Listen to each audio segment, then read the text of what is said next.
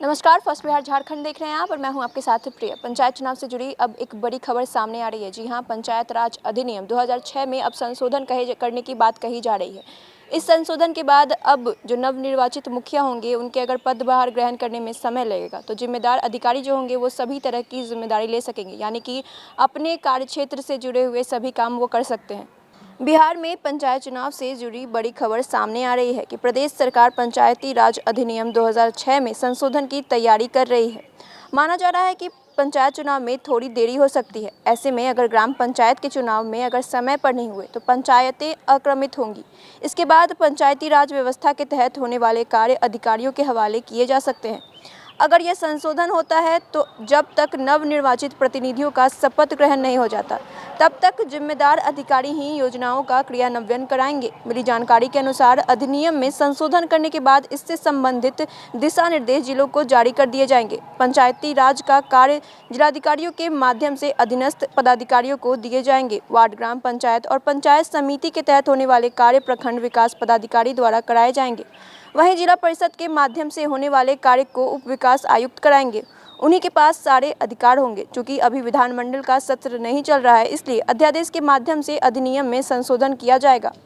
बाद में विधानमंडल सत्र में भी इसे पारित कराया जाएगा। गौरतलब है कि 15 जून तक पंचायतों के नवनिर्वाचित प्रतिनिधियों का कार्यकाल है।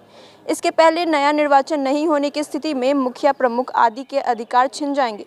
मीडिया रिपोर्ट के अनुसार ऐसे में अफसरों को उनकी जिम्मेदारियां दी जाएंगी। पंचायती राज अधिनियम में इसका प्रावधान नहीं किया गया है कि चुनाव समय पर नहीं हो तो त्रिस्तरीय व्यवस्था के तहत होने वाले कार्य किनके माध्यम से संपन्न कराए जाएंगे।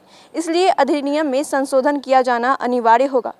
बता दें कि वर्ष 2016 में हुए ग्राम पंचायत चुनाव में 28 फरवरी को अधिसूचना जारी हुई थी। पहले चरण के चुनाव के लिए 2 मार्च को अभ्यर्थियों का नामांकन शुरू हो गया था, लेकिन इस बार अब तक चुनाव की तारीख को लेकर कोई अंतिम निर्णय नहीं हो सका है। इसको देखते हुए अधिकारियों को जिम्मेदारी देने का प्रावधान किया जा रहा है। गौरतलब है कि बिहार में त्रिस्तरीय पंचायत चुनाव अप्रैल-मई के महीने में प्रस्तावित थे।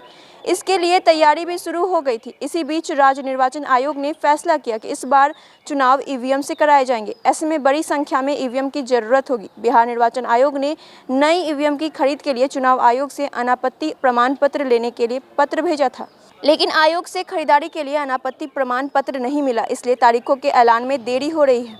भारत निर्वाचन आयोग से ईवीएम मशीनों की खरीदारी के लिए मंजूरी नहीं मिलने के कारण मामला कोर्ट तक पहुंच गया है। हाईकोर्ट में दायर की गई रिट याचिका में चुनाव आयोग की ओर से पिछले साल 21 जुलाई के जारी एक आदेश के हिस्से को चुनौती दी गई है, जिसमें कहा गया है कि प्रत्येक राज्य के निर्वाचन आयोग को ईवीएम वीवीपैट मशीनों की आपूर्ति और डिजाइन से पहले चुनाव आयोग से मंजूरी लेना अनिवार्य है।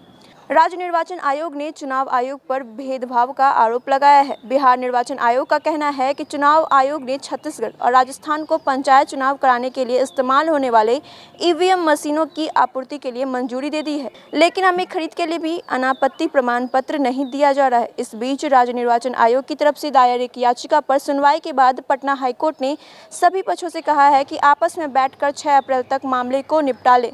कोर्ट ने यह भी स्पष्ट कर दिया है कि आपसी सहमति से निर्णय नहीं हो पाने की स्थिति में कोर्ट को ही फैसला सुनाना पड़ेगा।